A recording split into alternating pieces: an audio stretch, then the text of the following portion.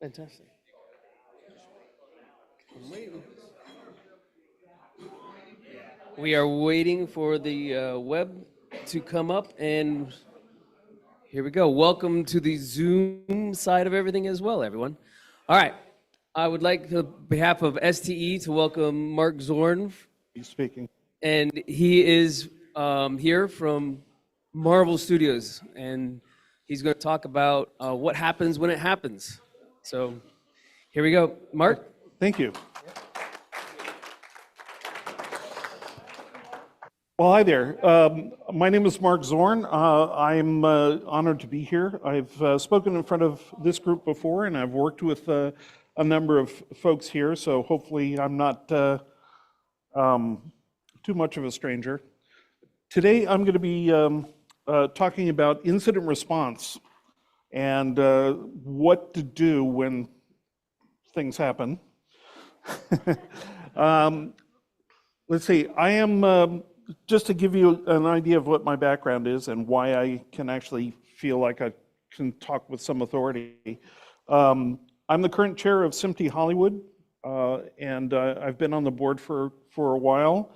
I've been involved with SMPTE and a number of working groups for many, many years.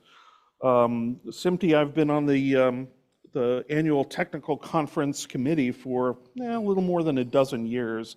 And I'm actually going to be chairing the conference this year, and it's going to be in Pasadena. So if you're interested in presenting at the conference, please let me know. I see some other SMPTE members in here. I was also inducted into the American Society of Cinematographers. I'm an associate. Uh-oh, there we go, okay. And I'm on a number of getting, I don't know.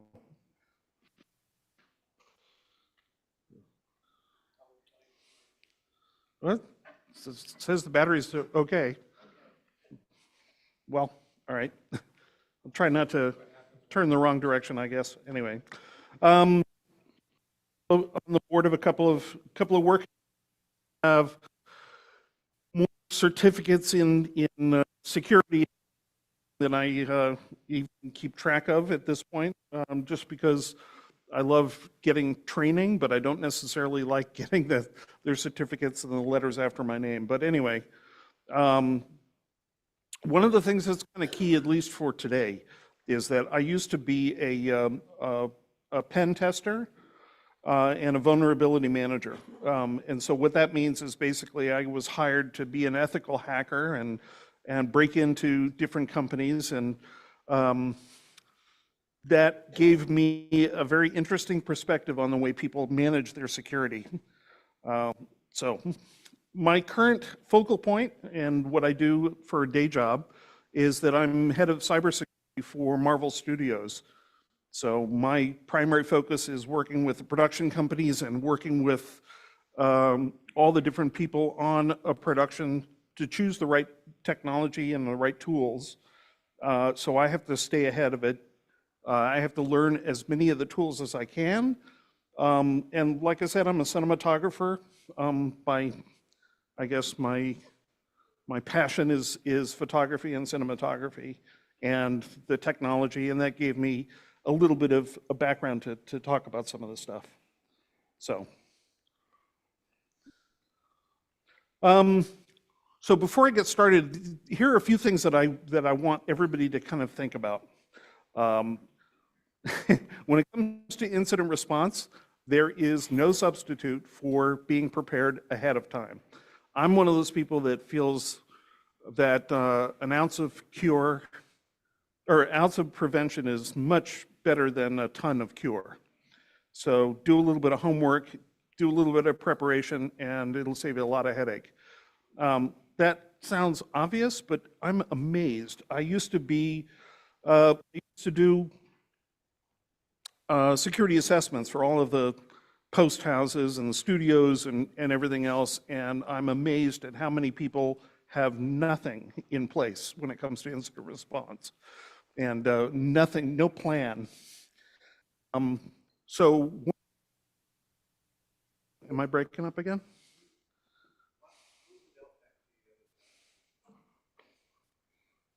This, my belt? Okay. This side? Oh, maybe it's the antenna. All right, can you hear me? I'm not going to move.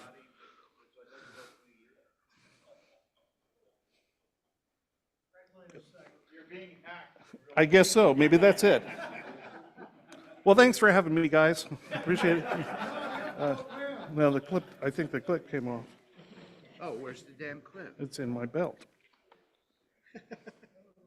All right, anyway, I can just hold it.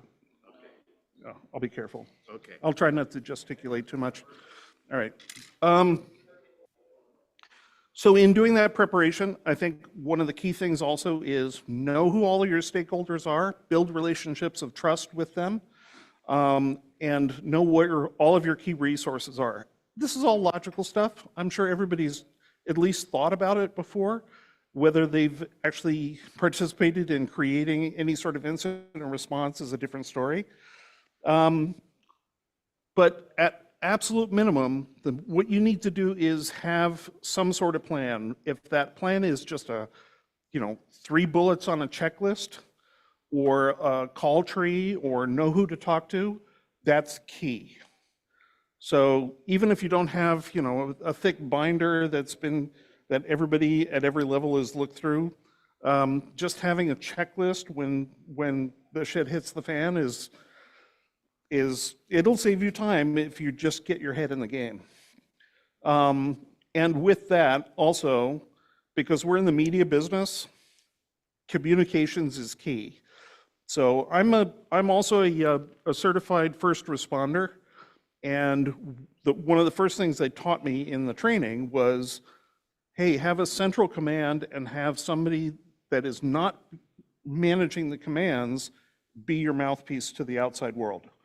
And boy, that makes a huge difference, huge, especially in the cleanup phase when you're coming back to it and people are saying, well, did you take care of this? Did you take care of this? If you have a spokesperson that knows how to speak to the outside world, boy, even if you don't fix everything, at least the public thinks you're okay. And hey, like, we're in the media business, right?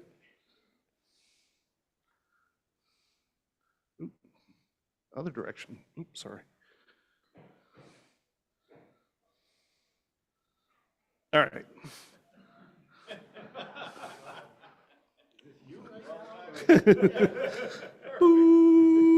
Okay, sorry. I originally put, instead of the SMPTE color bars, I put the test pattern with the Indian and the resolution and everything on there. I decided that was probably not the right thing to put up there. My point in putting this slide up at all is we can't tell the outside world we're having technical difficulties. They're not going to stand by. Even though a lot of the people in here work in the broadcast world, you ever put that slide up, they know, it's the apocalypse, right? And with the internet, people are, they have no tolerance for intolerance. So, okay, so from a traditional standpoint, here's what corporate thinks that we're trying to protect. Okay, this is not our group. We're not, yes, from a traditional standpoint, we're trying to keep track of all the data. We're trying to keep track of financial stuff, contracts, physical assets. There's some carryover there if you're taking care of the physical assets for production, yes, of course, but the personally identifiable information about the talent, that's where it starts to cross over. But the permanent infrastructure, let the corporate IT guys take care of that. So when we're talking about incident response, how many people have seen this kind of a graphic before that talks about the different phases? How many, okay, let me ask another question. How many people have participated in creating an incident response plan? Wow. Okay. Well, I'm glad I'm here to save you then, right? Yeah. Okay, so this is kind of in the cyber world. This is kind of like the universal graphic, where it's a cyclical thing, where there are some discrete phases where you identify things, you contain what the exposure is, you eradicate the problem, you recover from it. And there's very traditional things that people do when they're in each of those different phases. In the preparation, you're measuring things. In identification, you're saying, oh, okay, where's the problem and where is it going? And, you know, trying to discover how deep it is. You're trying to contain it and maintain continuity. And then at some point after you've got it contained, then you can eradicate things. And then you recover, right? I mean, it's a logical progression. So, and then one thing that everybody forgets is to try and learn from the situation. So it's like everybody wipes their brows and has, you know, shots of whiskey and says, okay, I'm glad that's over, but they forget to actually learn from the situation. Okay, so instead of talking about traditional information security stuff, which is boring as hell, and glad I'm not doing it any longer, now what I am doing is I am concentrating on what happens in the media industry. And it's a very, very different perspective than the corporate world. We don't work for a bank. We don't care how much of it is regulated, and, you know, let the corporate weenies take care of that. So our business involves very short-lived architecture or short-lived infrastructure, where at least in the movie world, we'll go to a location, we'll build a network, we'll put things together, we'll, you know, do our filming, then we load up our gypsy wagons and go to the next location. So the infrastructure lives for a short period of time. Now, in the television world, it's a little bit more permanent, but it's not a lot more permanent depending on what the subject matter is, of course, right? And when it comes to the permanency of it, it's someone else's problem. So what we want to do is, while we're using an infrastructure, that's when we have to be really vigilant. It's not when we're building it necessarily, it's not when we're tearing it down, it's while we're using it. So the perspective is much, much different. And the product that comes out of that temporary situation is really different as well. And it's very forward-looking, where if you have to build it again because you had a shoot day that didn't go very well, you can build it again and you do the shoot again, and you don't necessarily have to protect what you're protecting that moment if you lose everything. Obviously, you don't want to lose everything, but if you can, or if you do, there's a way of recovering from it, because you have a procedure for building it and using it and moving ahead. So it's very, very ethereal from that perspective. Obviously, if something goes wrong, like your microphone doesn't work, it's important to know who to call. And thank you again. And obviously, the watchword is change. Change, change, change, change. So for me, incident response is more about where do we need to get to, rather than did we build our data center with all the right tools and all the right things in place. So yeah, I work for Marvel Studios, and we have a rabid fan base. So we're not so worried about when the shit hits the fan. We're more worried about when the fans hit our shit, right?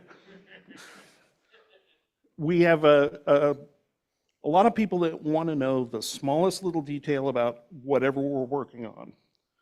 And so we have a very, we refer to them as a rabid fan base. And some of them are hackers. Some of them are just people that are tech savvy and really want to get information. So there's a whole array of different motivations.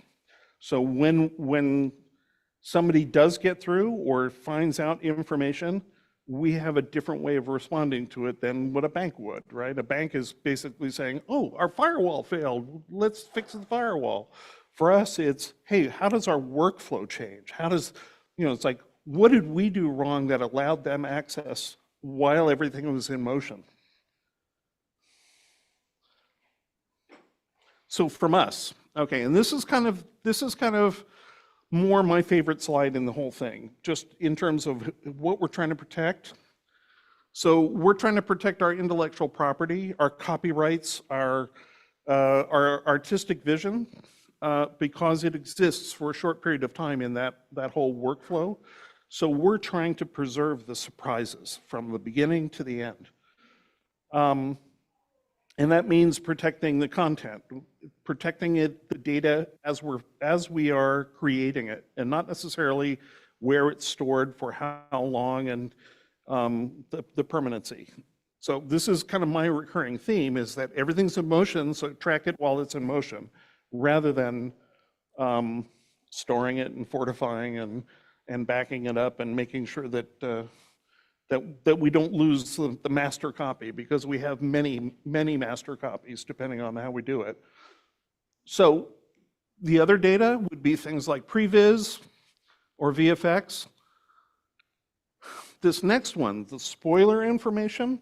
So when we're talking about our stories, whatever the content is that we're creating, that information is gold.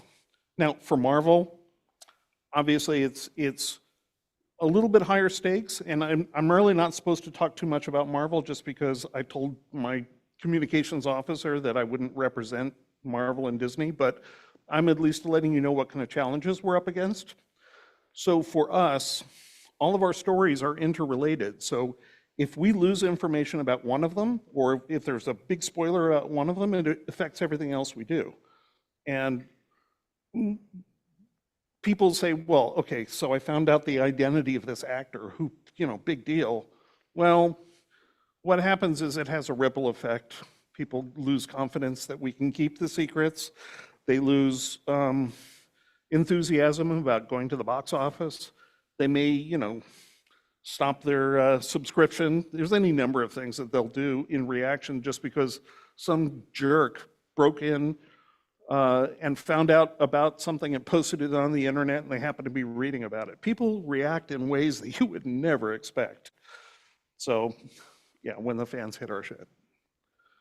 Some of that spoiler information, and also because we have lots of high-paid actors and high-paid talent, the identity about that talent from the context of the stories, that's important. But the other thing is their anonymity and their personal reputation is also at stake. So you don't want people knowing where they live, or what their social security number is, or who they slept with, or anything having to do with anything until the product is released. So it's a very different perspective. Like I said, it's all in motion. The biggest priority for me, and for most of us, is not that we keep everything absolutely safe for as long as we have it. It's to protect the production schedule. Who cares if it's a secret, if you can't deliver it on time and everybody's pissed off at you, right? Who's willing to let their schedule slip? Nobody in this room, right? Okay. Other things that we are protecting is how we deliver it. So we're delivering things over the internet one way, or we're not delivering tapes anymore, or at least maybe DLTs, but we're not delivering like videotapes.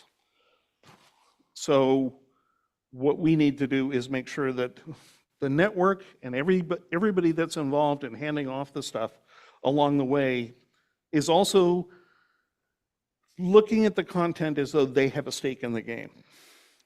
So we're not just delivering it. Yeah, we could deliver it encrypted, but we're also building these relationships of trust along the way. So it's not just, okay, I'm done making this thing, it's your problem now. It's, hey, we're all making money off this. We all are protecting our jobs by making sure that it doesn't get out before it's supposed to, right? And obviously, what infrastructure we have and the cameras and all of the hardware and everything else, we want to make sure people are not abusing the resources that they have access to. Any questions? Any, snide comments? Yeah. Without you explaining how Marvel safeguards Uh-huh. the content,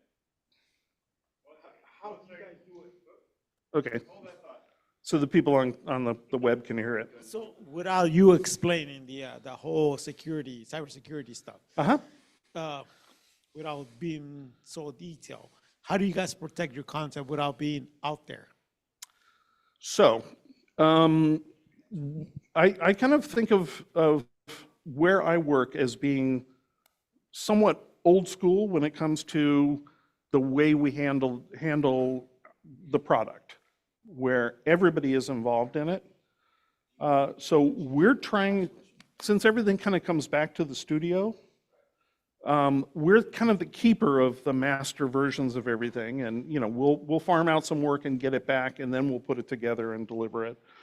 So everybody that we interact with, we build those relationships and make sure that they have a stake in the game. So a lot of it is not even about the technology, it's about the culture. It's about saying, hey, look, we're doing things we love doing. So what we're trying to do is give people a sense of value. And one of the things that I'm personally very, very rewarded by is that my name is in the credits for everything that we put out. So I have an emotional stake in the game. So in doing that, in promoting that from a cultural standpoint, boy, that goes a long way where you give people a little bit of, pride in what they're doing. How do I do it? Yeah. What do you mean? I mean, because I'll just repeat it. sorry, It's okay. so you have so many employees in Marvel, right? And Mhm. everybody brings their own computers, laptop, whatever it is. How do you secure it? How do we secure? Well, Because we're talking about the security, right? How do you secure it? For not people bringing their own laptops, computers into the company. How do you secure it? well, for the most part, we don't let everybody have access to every project. So there's really very few people that have access to something that they're not working on. Well, they don't. They have access to only the stuff they're working on. When it comes to the systems and the hardware and everything else, we try to supply as much as possible, and we lock down the operating systems, and we lock down all of the hardware to make it so that you can still get the job done. And that's where I kind of feel like I make the most value to Marvel, is that I'm very familiar with all the technology that they use, from operating systems to cameras to microphone systems to anything. I go to NAB every year, and I'm talking to every vendor that I can before my feet give out, and I'm doing research constantly, and I'm learning about all the technology that's being used from beginning to end. Not just the IT stuff, not just the data stuff. So what I do is I learn all of the tools, I meet with the people that want to find something new, and I say, okay, the colorists, Baselight and DaVinci Resolve and all of the different standard tools, I will learn them as much as I can and say, okay, well, Resolve has great support for ACEs. No, it does.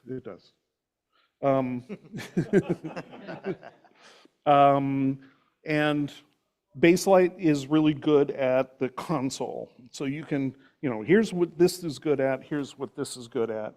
And from a data management standpoint, here's my recommendation for this tool over this tool.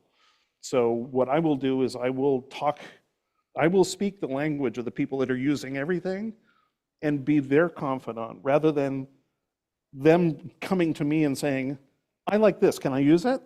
And me saying, no, because I try never to say no. So my whole philosophy is get involved with everybody that's doing things from beginning to end, understand their point of view, and then make a good recommendation. So for me, it's still a cultural thing from that perspective. So I am giving them value by saying, hey, I know what you like to use. Here's what's good, what's bad, and and taking it from there. Did you have a question? No, okay. Good? Okay. You guys didn't see the jokes that I had running in the, oh well, never mind. All right. So, what about leaks? What about when things do get out of the box, out of our control? Again, since delivering the product is the most important thing, we will often very much take chances about the security because A, I don't know all of the technology, I try, but I'm not always involved in everything. I am trying to be an advisor rather than part of operations. So for me, if I can't get to something and there's a problem and somehow data gets leaked for one reason or another, we still need to deliver it on time. So I will sometimes make an exception and write it up and say, hey, look, we're just going to live with the fact that the security wasn't perfect in this one area. So when we talk about a leak, we talk about, well, how much can we tolerate? How do, does this vulnerability lay us open to other things that can happen in the future, in which case we obviously have to fix it. What happens to our reputation? And the last question is kind of important. It's like, what does that do to our box office? The bottom line is losing something important or getting a spoiler out there, is that worse than what we would have? There's always a trade-off. It's not about how do I absolutely secure things. It's how do we make it secure enough we can get it out the door and still make the most box office, get the most subscribers, get the most viewership that we can, and preserve the surprises. So it's always about finding that kind of middle ground between security and enjoyment. So, yeah. It's a tough job, but you know what? I love it. I wouldn't do anything else. As a matter of fact, I was contacted to be a senior VP over at NBC Universal, and we were going through the interview process, and it's like, hey, I don't get to do this. I don't get to do the fun stuff. I don't want that job. Yeah, it paid really well, but I don't want that job. I like doing what I'm doing. And luckily, Marvel realized that that's a good thing and kept me on board. So Another question, yes. So how do you respond to Facebook users? Like, hey, I need to go to my Facebook page and I need to post this and this. How do you deal with it? The check's in the mail. I was just about to get, well, almost. I'll get to that. I'll get to that. Yeah, so the question was, what do you do about people that have to get on Facebook and have to share what they're doing? So here's kind of a list of the threats in terms of kind of like the from small to big. The easiest thing to fix are where your controls are not very good, where you don't have good enough passwords or you don't have infrastructure that's protected properly. So bad controls. That means I'm not doing my job if I'm not looking at all of these little pieces and trying to plug all the holes along the way. That's a threat, but it's not the huge threat. because we also have this culture of people protecting what they're doing. So even if something is easy to access, they have a stake in an emotional stake in the game. So that's where the preparation comes in, is building this culture of giving everybody a stake, giving everybody some value, giving everybody an idea that they're part of something bigger than themselves. The other thing, which is very similar to the bad controls, is that when somebody is faced with more access than they're used to having, and then they go shopping, and then they go, ooh, I can see this. Let's see what else is going on. Let's see what I can see over on this other project. And let's face it, a comic book company, people want to see what everybody else is doing. So we have to guard against people that suddenly have the inside information that they were denied before. So we turn people that are law-abiding citizens into, spoiler machines, So the next part of it, and one thing that my company is doing now, so Marvel is owned by Disney. And Disney has been around for what, 100 and something years? Yeah, longer than SMPTE. Let's see. So one of the things that we're doing, and because it's a different game than it used to be. It used to be that people that were in our industry were people that wanted to be specifically in our industry. Now we have a lot of people that are computer scientists or are technically savvy, and they've always been interested, and they're part of this infrastructure and this ecosystem, and they weren't before. And it's a very heady thing where, hey, I'm part of something bigger. I'm going to share what I'm doing because I like to brag on Facebook and other places. I like to tell people what I'm doing. Not all of us are 14-year-old girls that take pictures of their food, but if you work at a comic book company, boy, that's almost the same thing. So, people like to share what they're doing. They get proud of it, especially if you're an artist of some renown or trying to become an artist of some renown. You like to have your sizzle reel, or you like to have a clip saying, hey, I've worked on this one project. Here's something that I would like to get my next job, to showcase what I'm doing or to brag about what I'm doing. And so, yeah, where'd it go? Sure, ask the question and leave. There's a lot of questions now. That's okay. I'll come back to it. So insider threats are huge.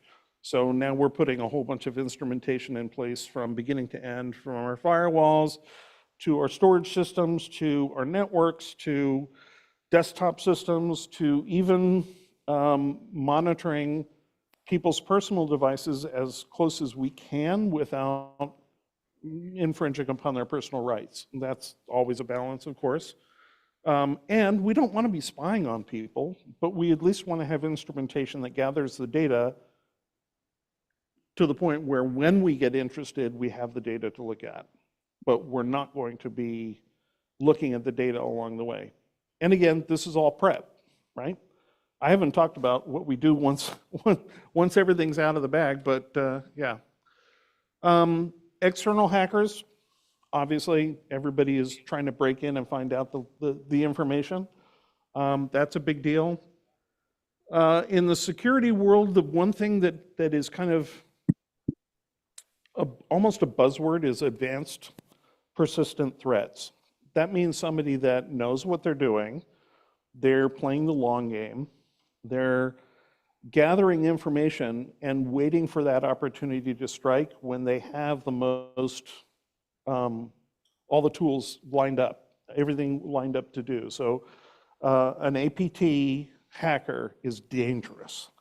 And those are the kind of people that will go to work at Sony. Remember the Sony hack a few years ago? Of course, we use that as a prime example of what not to do, right? But honestly, well, I'm kidding, but I actually did some work for Sony and said, hey, look, here are things you need to fix before, this is before the hacks were known to have happened. I did analysis of lots of their workflows, lots of their systems, and I gave them a shopping list of things that they should fix. I've been involved in the program for a long time, so for me, bringing someone like me in to analyze what they've done and give them a shopping list of things to fix, that's what I do for a living. That's half of my job from a day to day. Now, before I got to Marvel, I helped develop the program from the Motion Picture Association. I came off working at ISO, developing some security protocols, and then MPAA found out about it and hired a whole bunch of us with consultants, and we all sat in a room and we came up with an audit regime. So this whole framework that we would use so that when we go to a vendor or a studio or that sort of thing, we have this long checklist of things that say, hey, do you have a firewall, and do you have, do you manage your file systems, and all of these things. And so when I went to Sony, I gave them that shopping list, and they still got hacked. And they got hacked multiple times, even though most people hear the Sony hack as though it's one thing, but they came into from the PlayStation Network a couple of times, and they had people that actually got hired onto Sony at Sony Pictures with the intent of stealing information about the business and tried to get the content and that sort of thing. And so they were infiltrated by people that had all the skills to do real good system administration. So APT hackers are the worst. So now what we're faced with are AI tools that can do a lot of the work of an APT hacker, that you can download the tools and you can throw AI at a situation where it'll run and it'll gather information over a long period of time. It'll do analysis based on pattern matching, and yeah, the game got really complicated suddenly. AI obviously has been around for a very long time, but now with ChatGPT and OpenAI and all of the AI groups out there, now my game has to step up as well. And I live at full throttle most of the time anyway, so I don't keep up. So, other things like exfiltration of data at every opportunity. So that just means that when you find a hard drive sitting around, grab it. And unfortunately, that happens more often than you'd like. Other things, depending on the profile of your company, a lot of times they will attack your reputation, or they'll, at least for a comic book company, they will find out the spoilers and make sure everybody knows that they got their spoilers. So what happens is the reputation of the company goes down, and our trust is eroded from the outside world.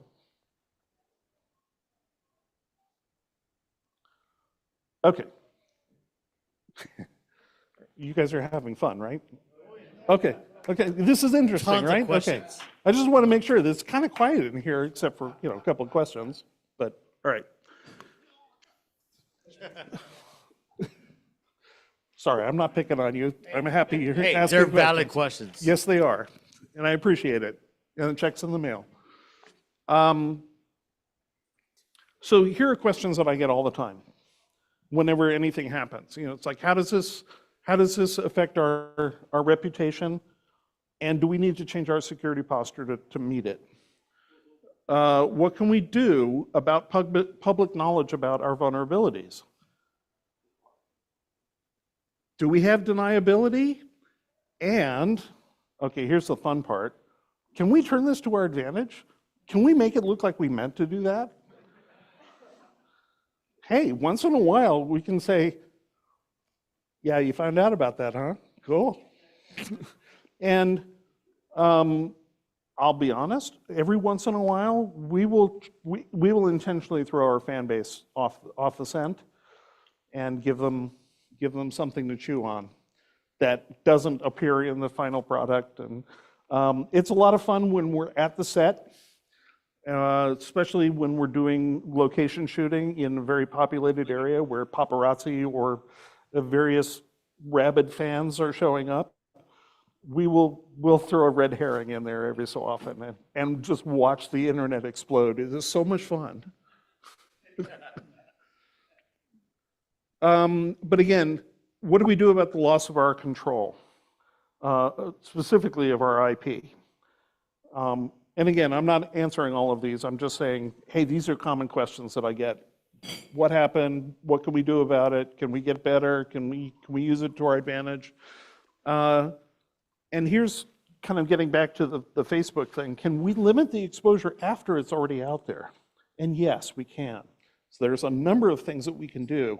We can watermark a lot of the things that are not going into the final product. So while we're doing editing or color matching or some of the other things, we'll put watermarks on it that are visible, or we'll forensically mark it so that we know who's touched it or changed it, so that if it gets posted on the internet, there's data there that we can look at and say, aha, this person let it get out when they were not supposed to. So sometimes it's visible, sometimes it's not. So if you're part of our infrastructure or our ecosystem, beware. We know who's touched our stuff. So don't leak it to the internet because we will find you. See, isn't the red herring fun? Like, no, okay. Other things that we do that we build into the production data specifically, we'll put in metadata that can be used as a fingerprint. So the metadata is not just about camera settings and lighting, and we'll embed the script in there, we'll embed encryption keys, we'll embed a lot of things that there are a lot of standards that are being developed to indelibly associate metadata so that if you divorce the metadata from the sound and picture data, it doesn't work anymore. I personally have actually applied for a patent for that kind of mechanism, so that if you have the right data that's embedded in the sound and picture data, it's great. If you separate them, it gets re-encrypted and you can't use it. So it's getting, in some ways, easier, but the administration of that data is miserable. It's very difficult. So there's this whole cottage industry that's going to pop up to manage the administration of who's touched what and all of that. That's been around for a while. I'm looking at it from a new perspective. And that includes encryption, includes authenticity checksums, meaning that somebody hasn't piped it through AI or made a deep fake or that sort of thing. So we have authenticity that says this is the data that actually came from the studio. And of course, there's the administrative stuff like copyrights and the IDER registry. You guys familiar with the IDER registry?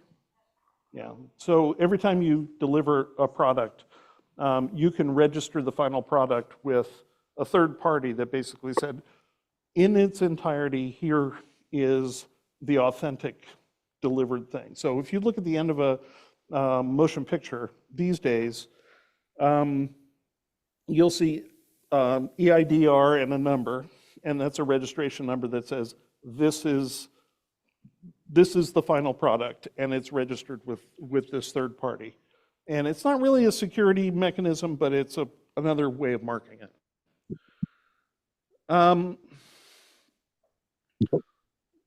Let's talk about this last thing, which should be interesting to you. One of the things that the studios are doing is that they are creating signatures that are based on the data that is being exchanged, so that if it shows up on Facebook or on Instagram or YouTube or BitTorrent sites or Discord or wherever, that signature, just based on what's on the screen, is registered separately with each of these different companies that said, this is copyrighted material. I'm sure everybody in here has encountered that at YouTube, where they try and see a clip from something and it blanks the screen and it says, this has been marked as a copyrighted material, I'm not allowed to see it, blah, blah, blah.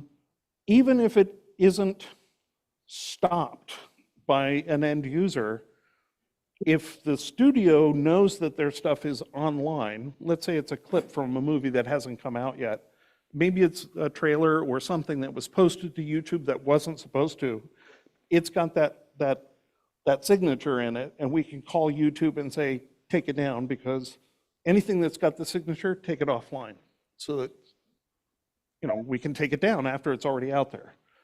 That's believe me, it's saved us a number of times. And then dark webs. Tony says thank you for that. Sorry? Basically, I was thank you because that's when you say it's a secure content. Yes. Yeah, that's how we kind of claim it. Yeah, exactly. So let's talk about the dark web for a moment. Did you guys see Mr. Robot? Anybody watch Mr. Robot? Yeah. So that was probably the most accurate portrayal of the dark web. There's no the dark web. It's a whole collection of little terrorist cells out there. There's no. It's not a central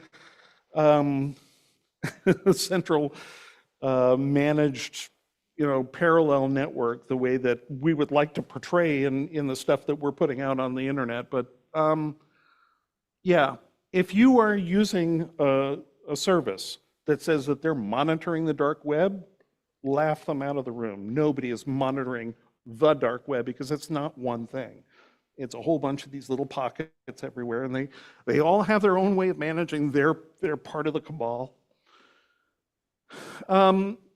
If the company says that they are managing the dark web or checking the dark web, they may get a glimpse into one or two of these groups, and there are some groups that are associated with the media industry.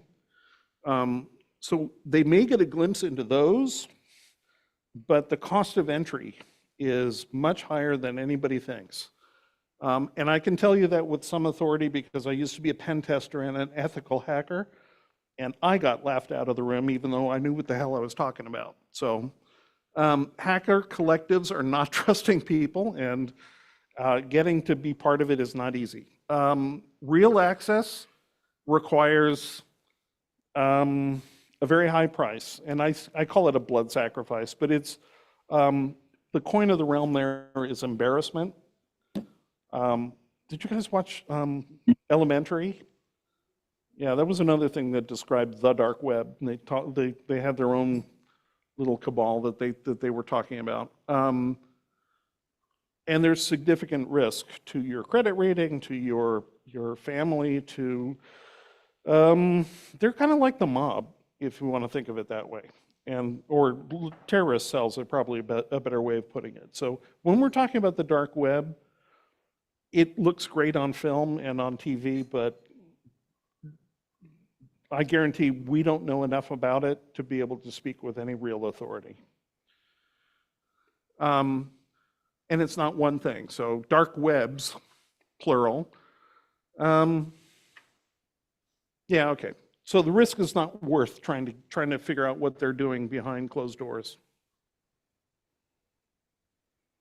All right, and I'll try to wrap up here.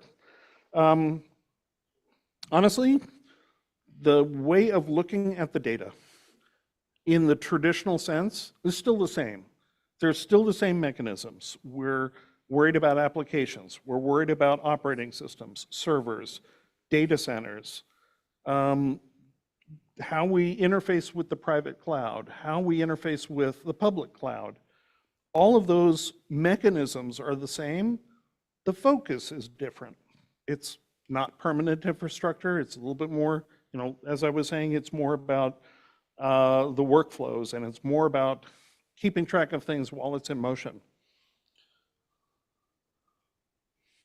So one of the big things, there's a big initiative that the studios are getting together, and they're calling it the Movie Labs 2030 initiative.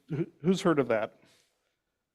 Well, okay, a few people, but the idea is we're trying to move the way that we do productions from being centric to a studio where everybody checks out data, works on it, and checks it back in. Now we're trying to move it so that we can leverage people anywhere in the world by putting it in this common space, like in the cloud. But just moving it into the cloud is not enough. What we're trying to do is create an environment that inherently doesn't have trust, meaning that it's in the cloud and anybody can see where the data is being kept, but they can't get to it unless they have all of the mechanisms in place here. So some of the things that make it easier to use in this zero trust environment, everything is encrypted, so the virtual containers are encrypted. The APIs to get to those virtual containers are encrypted. To authenticate in, you have to be registered with a digital certificate, which also has all of the security built into it. And that's before you actually get to the data itself. This is, you can see where the data is. You don't care, even if people copy it and trade it, because it's all encrypted, it's all protected, and you have to have the right constellation of controls to be able to unlock it. So what we're trying to do is packetize the data so that we can exchange it easily. And again, it's encrypted. The exchange of that data, if it's moved off of where it's stored, the movement of that data requires tools that will then trace where that data is going and put it on a public journal like a blockchain. And then you have people that are monitoring everything that's going on. Now, you obviously don't have to remember this now. They call it the 2030 vision because it's probably going to happen in 3010. But these are the steps to get there. In the meantime, it looks like AI has taken over as the latest buzzword. We've been talking about it over the last few years, but if you're a content owner or producer or somebody that's in the business of working with content, my opinion, and I didn't write it here on the right-hand side of this slide for a reason, because the cloud providers don't want me saying don't put anything in the cloud, but essentially, if an AI company is going to touch your data, make sure that they are not ingesting it into a common space where they're learning from your data and then reusing it with other people. And I'm going round and round with a lot of the cloud folks, a lot of the like OpenAI and other AI providers. I'm basically saying you can have our data, but you can't use it with anybody else that you have ever talked to. So you have to create an instance in the cloud that runs your software, but you can't touch anybody else's data while you're touching ours. That's a big ask. And they're being very aggressive about saying, yeah, well, we need to be able to improve our thought engine and train everything else. And it's like, yeah, okay, but you can't use our data to do that. At least not pre-release data. So the data that they may be able to use are things that, if it's already been released and it's in the public domain, we can't prevent them from doing that because it's in the public domain. I mean, there's copyright and there are other things, and I'll let the lawyers deal with that. But from a security perspective, they can't commingle their data with our data.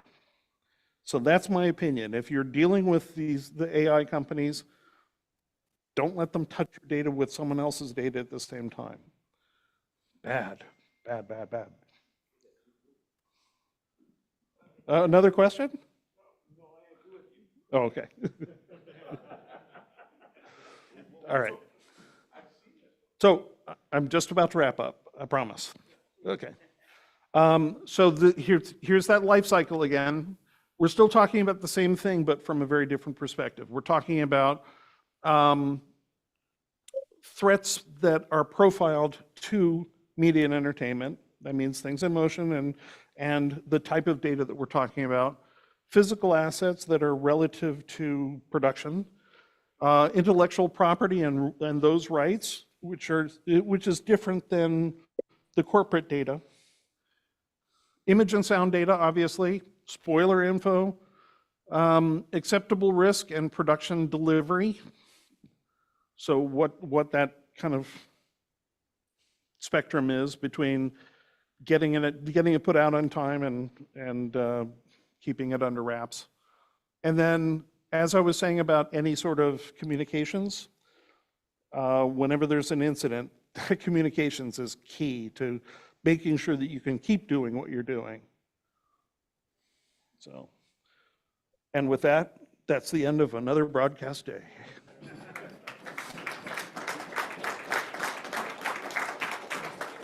All right. Thanks a bunch, Mark. Thank you, everyone on Zoom. Have a great rest of your June. Sorry, I went Any over a little questions? bit, but No, that's cool. Any other questions for Mark and how content is, all the different places you can find it. He knows where it's at. But any other questions? Yep. All right. why am I not surprised? I'm sorry. No, please. So, working for Marvel, right? Yep. So, how do you guys protect your content in regards to have a local backup instead of going into the cloud? Because, as you know, if you back up in the cloud, it's very expensive because you upload, download. That's price. So we integrate it with everything else. So the question is, how do we protect it versus a local copy versus what's in the cloud? Because it's expensive and it can be hard to maintain. So what we do is when we do store it in the cloud, we encrypt it just like everything else. So it can be stored in the cloud, and then we can lower the backup tier. So it becomes, tier 3 storage, and it can be offline and deep archived and that sort of thing. So we don't necessarily have to be able to get to it immediately. But when we're talking about, just the dailies workflow, for instance, if we're doing, at the end of a shoot day, if we're doing it right, there are 3 copies of what has gone through that camera. There's what's on the mag, a DLT that is kept locally and is also stored on the cart. Those are the 3 copies before it leaves the set, but then what we'll do is we'll upload the dailies to a dailies company that will then do other massages. But what we'll do is we will make sure that we have 3 copies of everything long before it gets out of our control. So we don't lose data very often. It's usually when the camera mags go bad or something happens with what's happening on set as they're capturing it, and not really, we don't ever lose the data from the location at the end of a shoot day.